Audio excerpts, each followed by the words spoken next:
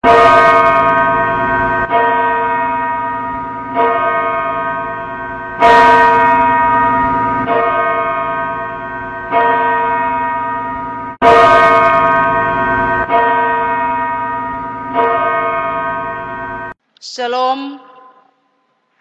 selamat pagi jemaat Tuhan di rumah.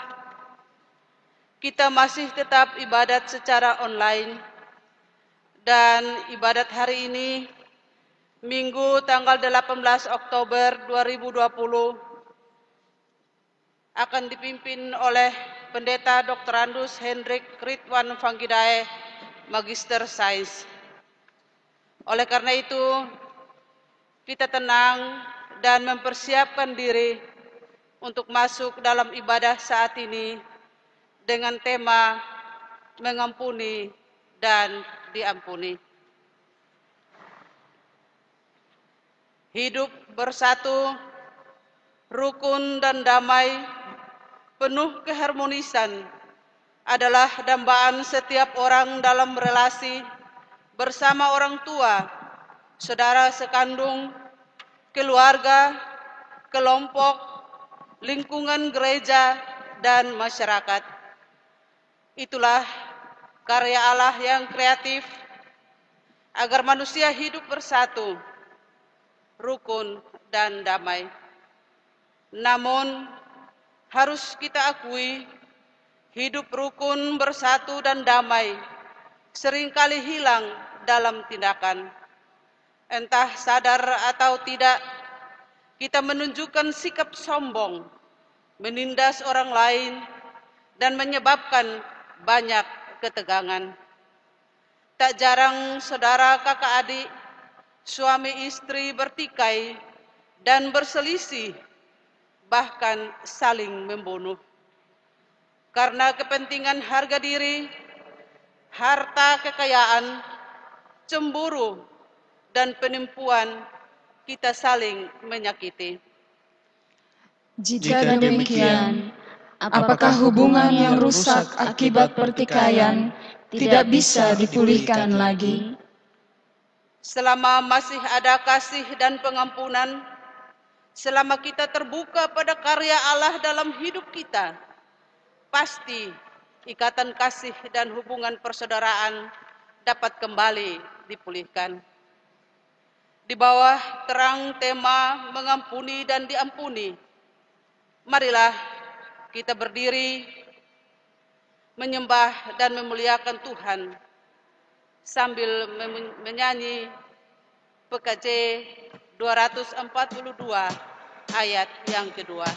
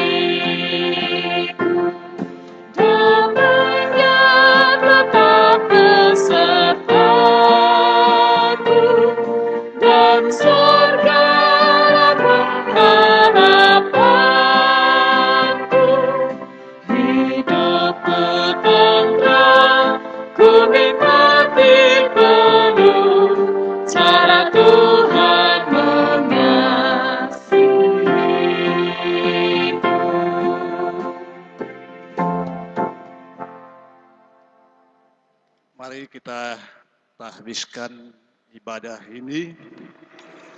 Pertolongan kita ialah dalam nama Tuhan yang menjadikan langit dan bumi, yang memelihara kasih setianya sampai selama-lamanya, dan yang tidak meninggalkan perbuatan tangannya. Amin. Salam sejahtera dari Allah Bapa, Putra dan Roh Kudus bagi kamu. Salam sejahtera bagimu juga. Dipersilakan duduk kembali. Saudara-saudara sekalian yang dikasihi dan diberkati oleh Tuhan Yesus Kristus, bacaan kitab suci yang membimbing ibadah kita pada pagi hari ini terambil dari kitab Injil Matius. Kitab Injil Matius pasal yang kelima pada ayat yang ke-24. Matius pasal yang kelima ayat yang ke-24. Beginilah firman Tuhan. Sebab itu jika engkau mempersembahkan persembahanmu di atas mezbah, dan engkau teringat akan sesuatu yang ada dalam hati saudaramu terhadap engkau, tinggalkanlah persembahanmu di depan mezbah itu dan pergilah berdamai dahulu dengan saudaramu, lalu kembali untuk mempersembahkan persembahanmu itu. Demikian firman Tuhan. Mari mengangkat pujian bersama-sama, mengampuni lebih suku.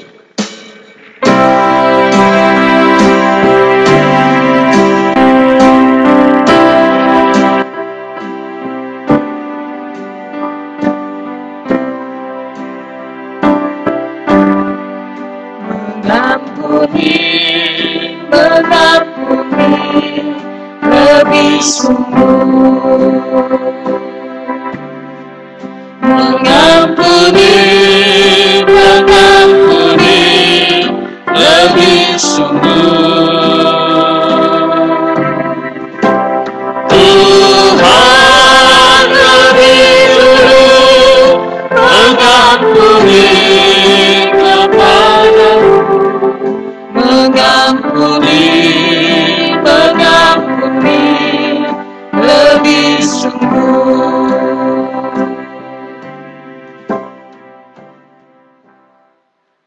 Sidang jemaat Tuhan, apakah ada hubungan yang tidak harmonis dalam persaudaraanmu saat ini? Apakah engkau berada dalam posisi yang tidak cukup baik, yang tersakiti dan yang juga menyakiti, yang membuat engkau marah, susah, ataupun sedih? Adakah justru saudara dan saya telah membuat orang lain menjadi terluka? Inilah waktunya untuk berbicara dengan Tuhan melalui doa kita. Mari kita berdoa. Bapa yang di sorga, kami mengucap syukur dan terima kasih kepadamu. Tiap-tiap saat Tuhan mempersekutukan kami di hadapan hadirat-Mu. Kami berterima kasih karena penyertaan-Mu dahsyat dan luar biasa. Ya Tuhan, kami mesti mengakui bahwa kerap kali kami berada dalam suatu hubungan yang tidak harmonis. Hubungan yang berbasis pada konflik seorang terhadap yang lain. Ya Tuhan, di sini di hadapan hadirat-Mu, kami mengaku bahwa bahagian ini adalah ekspresi daripada ketidakmampuan kami untuk menjadi seorang murid. Karena itu, ya Tuhan, kasihanilah dan ampunilah kami. Berilah kami diperdamaikan dalam Kristus Yesus Tuhan dan Juru Selamat kami. Amin. Mari kita angkat pujian bersama-sama Kidung Jemaat 467.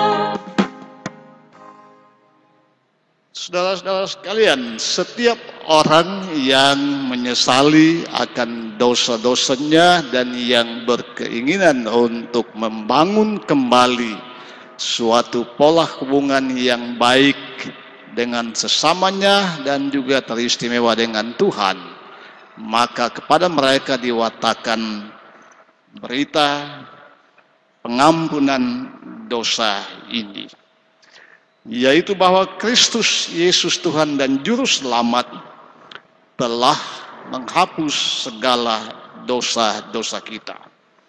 Beginilah firman Tuhan, segala kepahitan, kegeraman, kemarahan, pertikaian dan fitnah hendaklah dibuang dari antara kamu, demikian pula segala kejahatan. Tetapi hendaklah kamu ramah yang seorang terhadap yang lain, penuh kasih mesra dan saling mengampuni, sebagaimana Allah di dalam Kristus telah mengampuni kamu. Surat Efesus pasal 4 ayat 31 dan ayat yang ke-32. Syukur kepada Tuhan.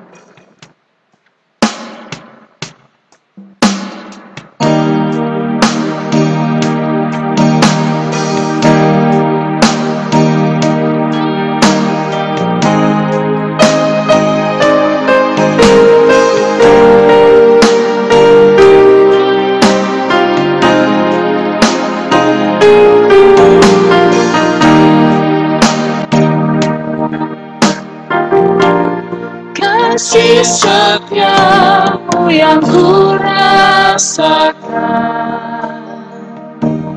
lebih tinggi dari langit biru. Kebaikanmu yang telah kau nyatakan lebih dalam dari lautan. Berkat-Mu yang telah ku terima sempat membuatku terpesona. Apa yang tak pernah ku pikirkan, itu yang Kau sediakan bagiku. Siapakah aku ini Tuhan, jadi biji matamu.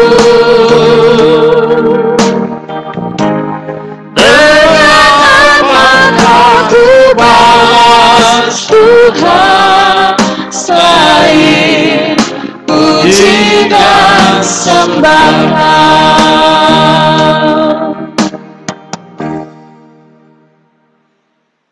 Saya menjemput jemaat Tuhan bangkit berdiri. Mari kita menyatakan puji-pujian kita menurut Mazmur pasal yang ke-32 pada ayat yang pertama sampai ayat yang ke-11.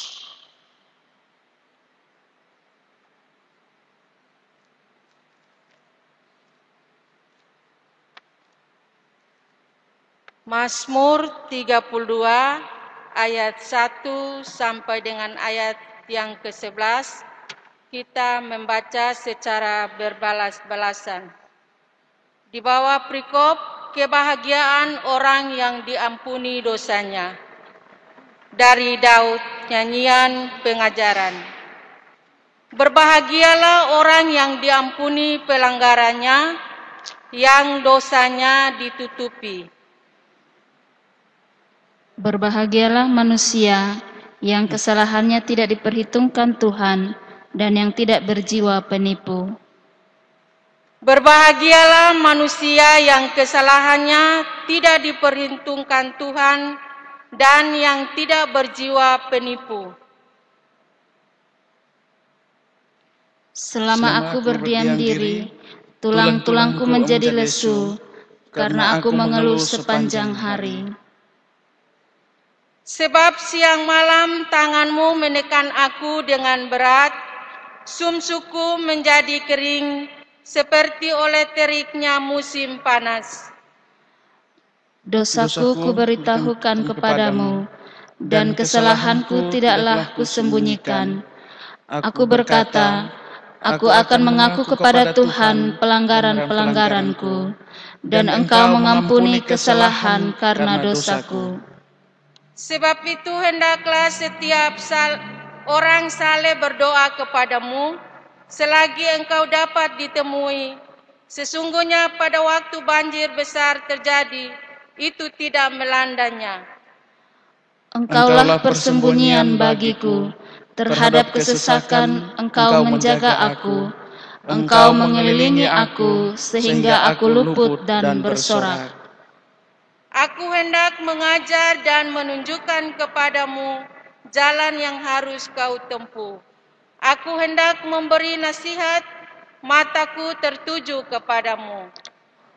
Janganlah seperti kuda atau bagal yang tidak berakal, yang kegarangannya harus dikendalikan dengan tali les dan kekang. Kalau tidak, ia tidak akan mendekati engkau. Banyak kesakitan diderita orang fasik, tetapi orang percaya kepada Tuhan dikelilinginya dengan kasih setia. Bersukacitalah dalam Tuhan, dan bersorak-soraklah, hai orang-orang benar. Bersorak-sorailah, hai orang-orang jujur. Demikian pembacaan Mazmur. Mari kita angkat pujian bersama-sama Kidung Jemaat 9 pada ayat yang ketiga.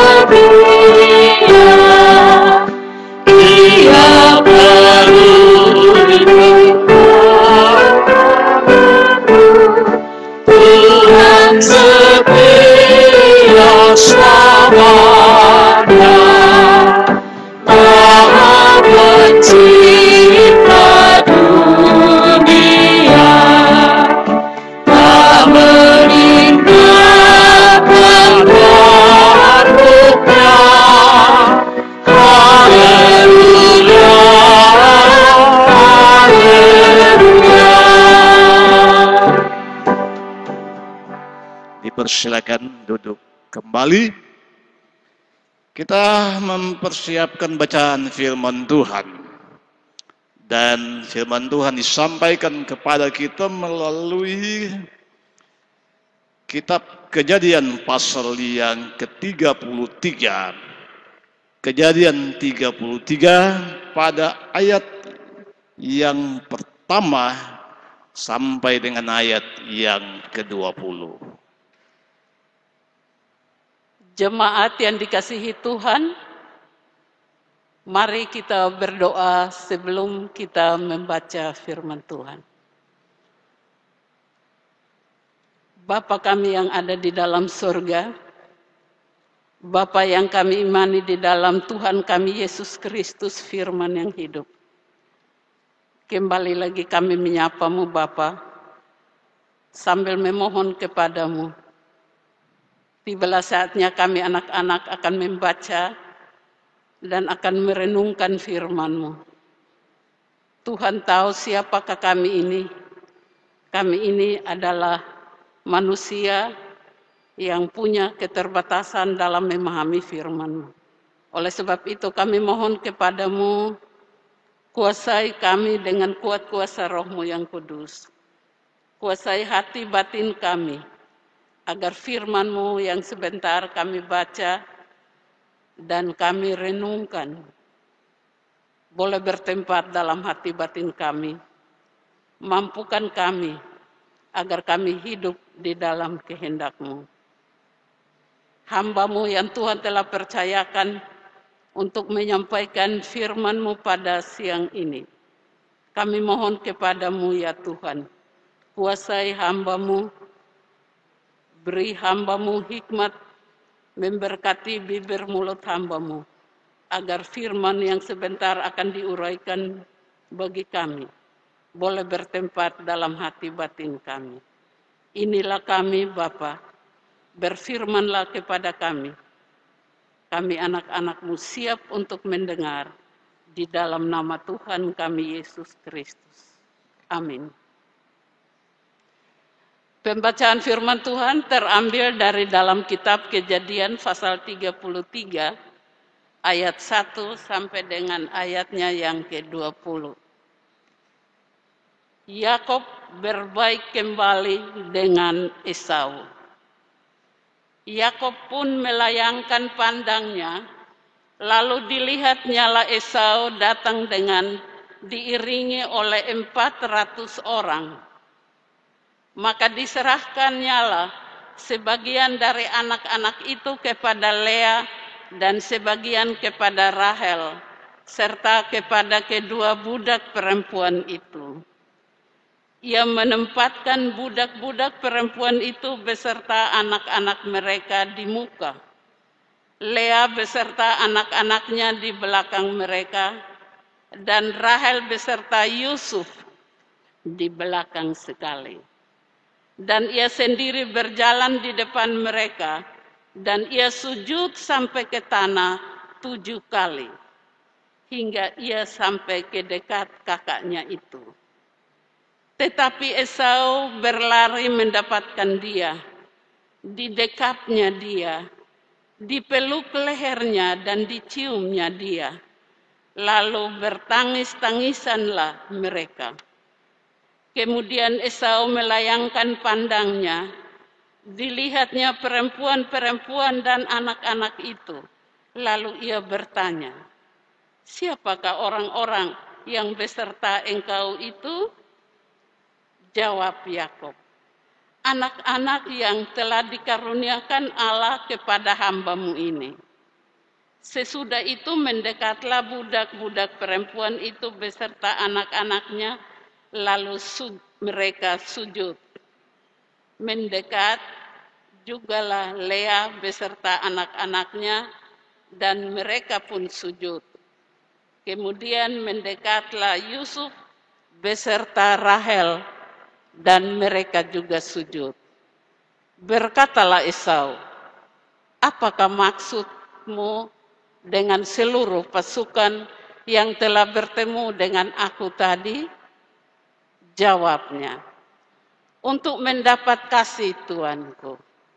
Tetapi kata Esau, "Aku mempunyai banyak, adikku, peganglah apa yang ada padamu." Tetapi kata Yakob, "Janganlah kiranya demikian. Jikalau aku telah mendapat kasih-Mu, terimalah persembahanku ini dari tanganku. Karena memang melihat muka-Mu adalah bagiku serasa melihat wajah Allah, dan Engkau pun berkenan menyambut aku. Terimalah kiranya pemberian tanda salamku ini, yang telah kubawa kepadamu, sebab Allah telah memberi karunia kepadaku, dan aku pun mempunyai segala-galanya." Lalu dibujuk-bujuknyalah Esau, sehingga diterimanya. Kata Esau, "Baiklah, kita berangkat berjalan terus. Aku akan menyertai engkau." Tetapi Yakub berkata kepadanya, "Tuanku maklum bahwa anak-anak ini masih kurang kuat, dan bahwa beserta aku ada kambing, domba, dan lembu sapi yang masih menyusui. Jika diburu-buru 1 hari saja, maka seluruh kumpulan binatang itu akan mati. Biarlah kiranya tuanku berjalan lebih dahulu dari hamba-Mu ini, dan aku mau dengan hati-hati beringsut maju menurut langkah hewan yang berjalan di depanku dan menurut langkah anak-anak sampai aku tiba pada tuanku di Seir. Lalu kata Esau, kalau begitu, baiklah kutinggalkan padamu beberapa orang dari pengiringku. Tetapi Yakub berkata, tidak usah demikian. Biarlah aku mendapat kasih tuanku saja. Jadi pulanglah Esau pada hari itu, berjalan ke Seir. Tetapi Yakub berangkat ke Sukot, lalu mendirikan rumah dan untuk ternaknya dibuatnya gubuk-gubuk. Itulah sebabnya tempat itu dinamai Sukot. Dalam perjalanannya dari Padang Aram, sampailah Yakub dengan selamat ke Sikem di tanah Kanaan. Lalu ia berkemah di sebelah timur kota itu. Kemudian dibelinya lah dari anak-anak Hemor, bapak Sikem, sebidang tanah, tempat ia memasang kemahnya dengan harga 100 kesita. Ia mendirikan mesbah di situ dan dinamainya itu Allah Israel, ialah Allah. Demikian firman Tuhan. Yang berbahagia adalah setiap kita yang mendengarkan firman Allah dan yang memelihara dalam kehidupan kita tiap-tiap saat. Haleluya.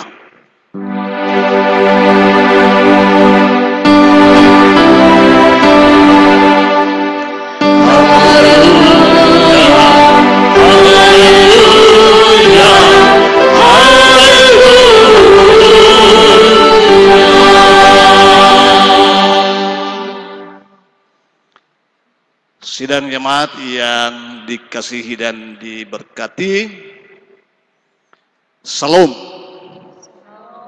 Sekali lagi salam. Hari ini seperti halnya minggu kemarin, kita mesti kembali bergereja secara online berkenaan dengan pandemik COVID-19. Dan bacaan kita pada hari ini, Kejadian pasal yang ke-33 pada ayat yang pertama sampai ayat yang ke-20. Bapak Ibu yang dikasihi dan diberkati, sejarah suku-suku kerap kali ditandai dengan sejarah konflik. Bahkan pada tingkat tertentu, konflik adalah merupakan bahagian dari entitas sejarah dimaksud. Dan ini terkait dengan akses terhadap sumber daya, khususnya sumber daya alam yang sangat terbatas. Tahun 2019 yang lalu, saya mendapat kesempatan untuk mengadakan perjalanan ziarah ke 3 negara, yaitu Mesir, Israel, dan Yordania.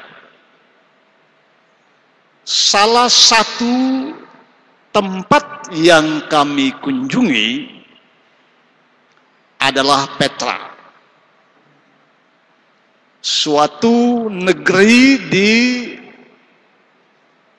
Yordania yang diyakini sebagai negeri orang Edom, yang leluhur mereka adalah Esau. Jadi Esau adalah leluhur dari orang Edom. Dan negeri orang Edom itu saya singgahi dalam perjalanan ziarah di Maksud. Saudara yang saya kasihi, secara umum saya memiliki kesan yang kuat terhadap wilayah-wilayah yang dikunjungi. Wilayah-wilayah ini terdiri dari hamparan gurun yang sepanjang mata memandang kita akan menemukan daerah-daerah yang tentunya tidak dengan mudah dapat dihuni. Apa yang saya maksudkan dalam bahagian ini ialah bahwa akses kepada sumber daya alam itu menjadi sesuatu yang mahal.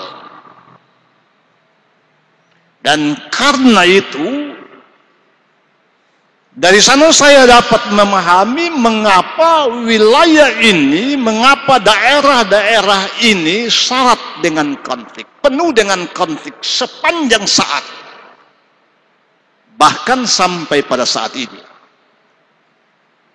Ya, dan itu terkait erat dengan apa yang saya sebutkan di atas, akses terhadap sumber daya alam yang sangat terbatas. Bapak Ibu yang dikasihi dan diberkati, konflik di antara bangsa-bangsa, tetapi juga konflik di antara suku-suku bangsa akan bermuara pada suatu hubungan yang timpang. Suatu hubungan yang sangat tidak seimbang, di dalam mana pola relasi yang bersifat hegemonik itu muncul ke permukaan. Pola relasi tuan hamba, penakluk dan daerah-daerah taklukan adalah merupakan efek daripada konflik-konflik yang terjadi dan pola hubungan yang bersifat hegemonik yang saya maksudkan di atas. Bapak Ibu yang dikasihi dan diberkati, latar belakang daripada kisah kita, Kejadian pasal yang ke-33 ini bersumber pada konflik dua bangsa.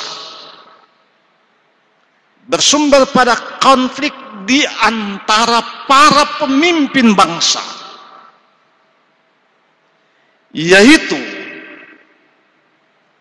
Edom di satu sisi dengan figur Esau, dengan Israel di sisi yang lain dengan figur Yakub. Sejarah suku-suku akan mengatakan sebenarnya bahwa Edom dan Israel, Esau dan Yakub, mereka adalah dua orang bersaudara.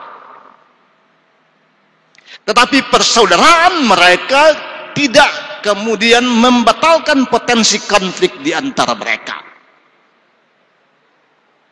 Dan ini akan menyampaikan pesan yang sangat tegas, bahwa persaudaraan atau hubungan persaudaraan yang kita bangun sama sekali tidak akan menisbikan potensi konflik yang ada di antara kita, yang ada di antara komunitas-komunitas kita. Saudara yang saya kasih, tidaklah mengherankan kemudian doktrin tentang jika engkau hendak berdamai, maka bersiaplah untuk berperang, mengemuka dan yang menjadi bahagian yang terus-menerus mewarnai kehidupan kita sebagai suatu komunitas. Bapak Ibu yang saya kasihi, penekanan terhadap hubungan persaudaraan yang tidak kemudian menisbikan konflik menjadi penting. Agar dengan demikian kita punya kepekaan, kita memiliki kepekaan terhadap potensi-potensi konflik di antara kita. Yang dari sana akan menjadi jalan masuk untuk mana kita dapat berbicara tentang resolusi konflik, tentang rekonsiliasi, tentang bagaimana mengatasi konflik-konflik yang terjadi dan menautkan kembali orang-orang dalam konflik mereka menjadi suatu hubungan yang harmonis. Bapak Ibu yang dikasihi dan diberkati, bacaan kita Kejadian pasal yang ke-33 bicara tentang rekonsiliasi, bicara tentang resolusi konflik yang terjadi di antara Edom di satu sisi dengan figur Esau dan Israel di sisi yang lain dalam figur seorang Ishak. Saudara-saudara yang dikasihi dalam Tuhan Yesus Kristus, dikisahkan dalam bacaan ini para leluhur daripada suku-suku yang berkonflik ini bertemu. Ishak atau Yakub bertemu dengan saudaranya Esau. Tidak hanya itu, bilangan besar orang-orang yang bersama-sama dengan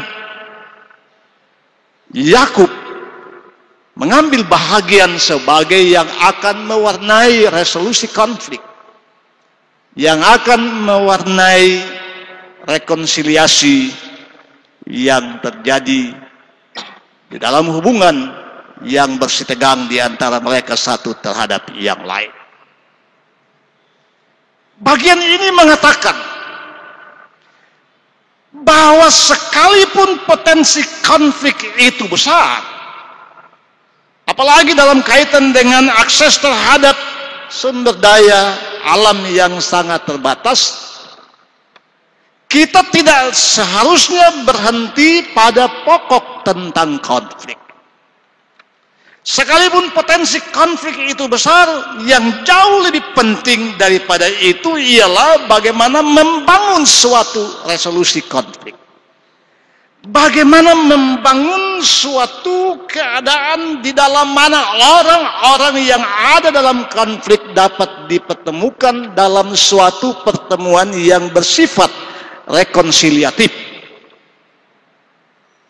Dan bacaan kita memberikan pelajaran yang berharga tentang itu. Dengan latar belakang konflik yang sangat keras di antara Esau dan Yakub, kedua petinggi suku ini, kedua petinggi bangsa ini, kemudian berjumpa satu dengan yang lain. Karena itu seperti yang saya katakan tadi, yang lebih utama dari konflik itu ialah bagaimana kita memiliki itikat, kita memiliki keinginan yang kuat, kita memiliki tekad yang sangat kuat untuk mana kita dapat kemudian membangun suatu pola hubungan yang bersifat rekonsiliatif. Pesannya ialah, jika Anda ada dalam hubungan yang bersifat atau yang menegangkan hubungan konflik yang seorang terhadap yang lain, maka konflik dimaksud tidak boleh senantiasa akan menjadi sesuatu yang terus dipelihara. Bagaimana engkau dapat menciptakan keadaan sedemikian sehingga rekonsiliasi yang terjadi di antara orang-orang yang berkonflik itu menjadi sesuatu yang penting. Dalam kaitan dengan itu, maka kita bicara tentang mengampuni dan diampuni sebagai bahagian dari tema khotbah kita pada pagi hari ini. Saudara yang saya kasihi, keberanian untuk meninggalkan posisi Sedemikian sehingga dapat berjumpa yang seorang dengan yang lain menjadi sesuatu yang penting dan berharga. Keberanian Yakub dan Esau untuk meninggalkan posisi mereka dan mau berjumpa dengan baik Yakub maupun Esau menjadi sesuatu langkah yang menentukan rekonsiliasi di antara mereka. Tekad untuk mau berjumpa, tekad untuk mau berdamai, tekad untuk mau memberikan pengampunan, mau menyelesaikan persoalan-persoalan di masa yang lalu itu menjadi sesuatu yang sangat penting dan berharga. Dan endingnya seperti yang kita katakan, bacaan ini memberikan gambaran tentang suatu hubungan baru yang melibatkan Israel dan Edom dalam kerangka perdamaian antara seorang Yakub dan saudaranya Esau. Bapak Ibu yang saya kasihi dalam Tuhan Yesus Kristus, tetapi juga harus dikatakan bahwa ada harga yang harus dibayar dalam kaitan dengan rekonsiliasi. Ada harga yang harus dibayar dalam kaitan dengan upaya untuk mempertautkan orang-orang dalam konflik. Seperti nampak dalam bacaan kita. Kejadian pasal yang ke-33 pada ayat yang ke-11 sebagai berikut. Yakub berkata kepada saudaranya Esau, "Terimalah kiranya pemberian tanda salamku ini yang telah kubawa kepadamu. Sebab Allah telah memberikan karunia kepadaku, dan aku pun mempunyai segala-galanya." Ini harga yang mesti dibayar dalam kaitan dengan rekonsiliasi, dalam kaitan dengan resolusi konflik. Harus ada kesediaan untuk dapat membayar suatu kondisi yang baru. Kita harus mengatakan bahwa rekonsiliasi tidak pernah menjadi sesuatu yang murah. Ada harga yang mesti kita bayar. Dan pesannya ialah, Anda tidak pernah tiba pada rekonsiliasi jika tidak ada kesediaan untuk mau berkorban. Anda tidak pernah akan tiba pada suatu perbaikan hubungan di dalam konflik jika tidak ada kesediaan untuk mengorbankan diri. Dan inilah yang dipertontonkan baik oleh Yakub maupun oleh Esau. Saudara yang saya kasihi dalam Tuhan Yesus Kristus, kesediaan Esau tetapi juga kesediaan Yakub untuk mengampuni kemudian direspons oleh baik Yakub maupun Esau dengan tindakan pengampunan. Kesediaan untuk mengampuni diikuti dengan kerelaan untuk memberikan pengampunan. Mereka ada dalam relasi yang baru, relasi sebagai orang-orang yang dipersekutukan oleh Tuhan. Bapak Ibu yang saya kasihi, bacaan hari ini memberikan pesan yang sangat kuat terhadap bagian ini. Bacaan hari ini mendorong kita agar kita akan selalu memiliki kesediaan untuk mengampuni. Sebab dengan begitu engkau akan menerima pengampunan. Selamat hari Minggu. Tuhan memberkati saudara dan saya. Amin.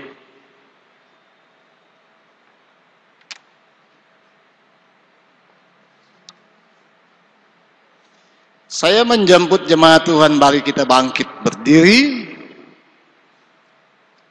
Mari kita mengikrarkan pengakuan kita dengan mengucapkan bersama-sama pengakuan iman rasuli. Aku percaya kepada Allah, Bapa yang Maha Kuasa, Khalik langit dan bumi, dan kepada Yesus Kristus, anaknya yang tunggal Tuhan kita, yang dikandung daripada Roh Kudus, lahir dari anak darah Maria, yang menderita di bawah pemerintahan Pontius Pilatus, disalibkan, mati dan dikuburkan, turun ke dalam kerajaan maut. Pada hari yang ketiga bangkit pula dari antara orang mati, naik ke sorga, duduk di sebelah kanan Allah, Bapa yang Maha Kuasa, dan akan datang dari sana untuk menghakimi orang yang hidup dan yang mati. Aku percaya kepada Roh Kudus, gereja yang kudus dan am, persekutuan orang kudus, pengampunan dosa, kebangkitan daging, dan hidup yang kekal.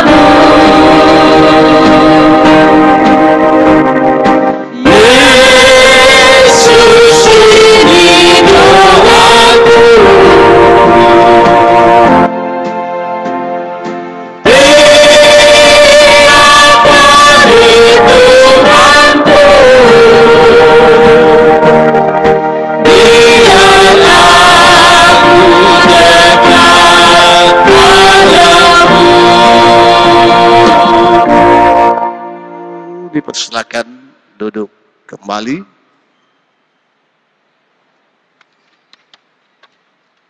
Jemaat kekasih Tuhan, Allah telah memberi yang terbaik dalam hidup kita, dan kini Ia meminta ketulusan memberi berdasarkan apa yang ada pada kita, bukan berdasarkan apa yang tidak ada pada kita. Bersama kaum beriman, biarlah kita berkata, "Aku tahu ya Allah, bahwa Engkau adalah penguji hati dan berkenan kepada keikhlasan. Maka aku pun mempersembahkan semuanya itu dengan sukarela dan tulus ikhlas." Mari kita berdoa.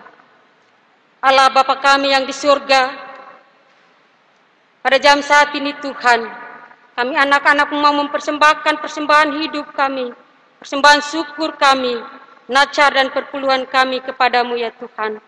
Bapa di surga, apa yang kami berikan tak senilai harganya dari apa yang telah Tuhan berikan kepada kami ya Tuhan. Karena itu ya Bapa kami mohon, ampuni salah dan dosa kami ya Tuhan, dan layakkanlah persembahan kami, agar persembahan kami boleh berguna dan berbau harum di hadapan hadirat-Mu. Di dalam nama Yesus Kristus, yang adalah kurban yang hidup itu, kami datang dan berdoa kepada Bapa di surga. Terima kasih. Amin.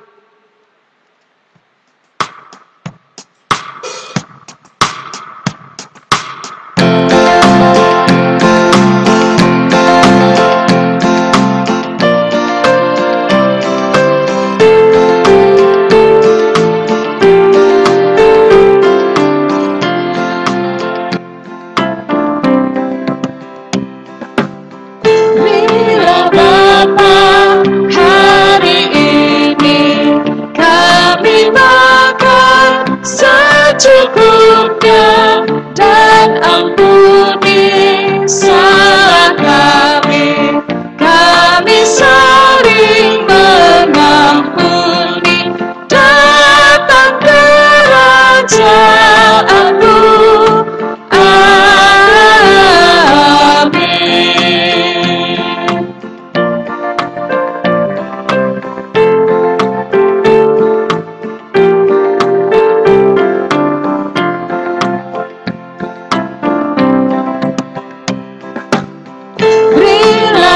Bapa, hari ini pengampunan secukupnya, agar kami membagikan ampun dan bekalan pula dalam kerajaan-Mu.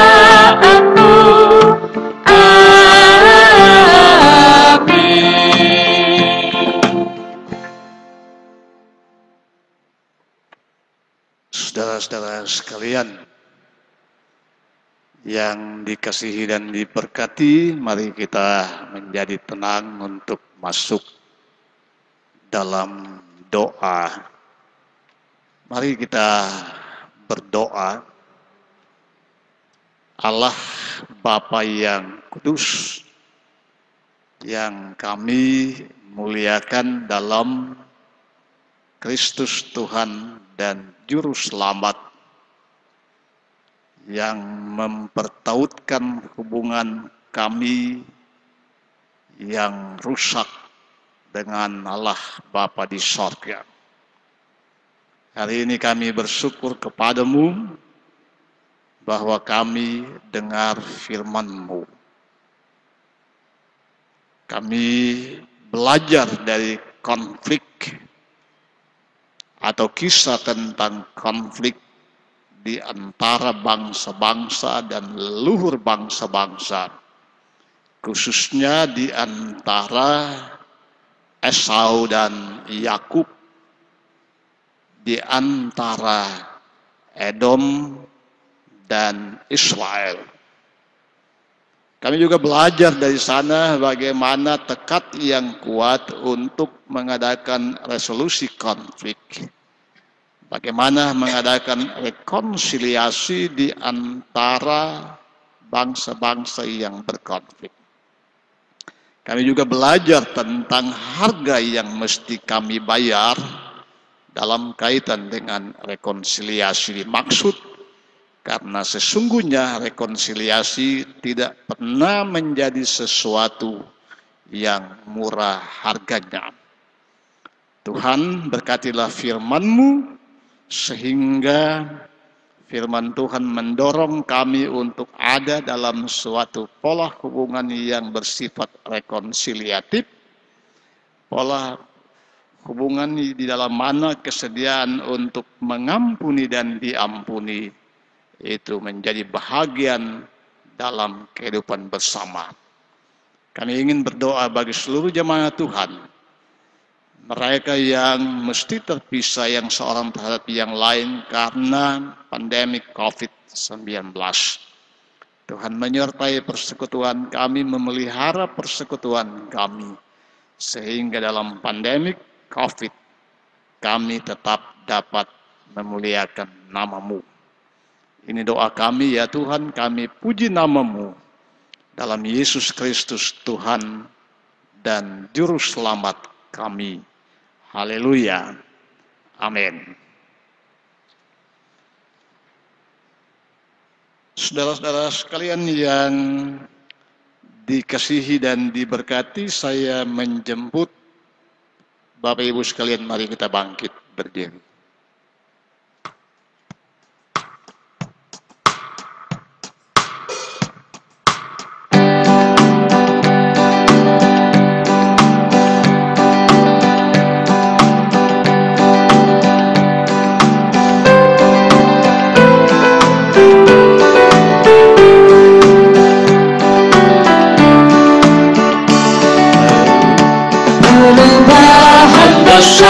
Di kehidupanku sejak Yesus di hatiku, di jiwaku bersinar terang cerah sejak Yesus di hatiku, sejak Yesus di hatiku, sejak Yesus di hatiku.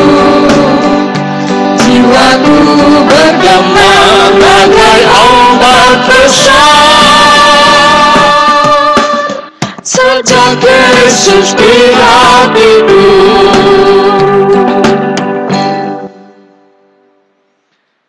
Ketahuilah bahwa kehidupan yang bersatu, rukun dan damai adalah merupakan dambaan setiap orang. Tidak seorang pun ingin tinggal dalam konflik, terpisah yang seorang terhadap yang lain, menyendiri, tercerai-berai, bertikai dengan saudara sekandung dan atau sesamanya. Kami siap menghayati dan memahami kehadiran sebagai umat tebusan Tuhan di tengah pergumulan persaudaraan. Suasana damai dan harmonis dapat tercipta bila masing-masing orang dengan rela hati melepaskan desakan keserakahan, egoisme dan hawa nafsu untuk menguasai orang lain dan alam semesta. Kami mau menjadi pribadi yang memperhatikan sesama, berbagi dalam suka dan duka, solider dengan semua orang yang terluka, dan ingin tinggal dalam keluarga untuk melayani dan saling mendukung. Tuhan mengutus saudara sekalian untuk berproses ke dalam persaudaraan sejati dan untuk merawat kehidupan yang penuh dengan sukacita. Arahkanlah hatimu kepada Tuhan dan terimalah berkat Tuhan. Tuhan memberkati engkau dan melindungi engkau. Tuhan menyinari engkau dengan wajah-Nya dan memberi engkau kasih karunia. Tuhan menghadapkan wajah-Nya kepadamu dan memberi engkau damai sejahtera.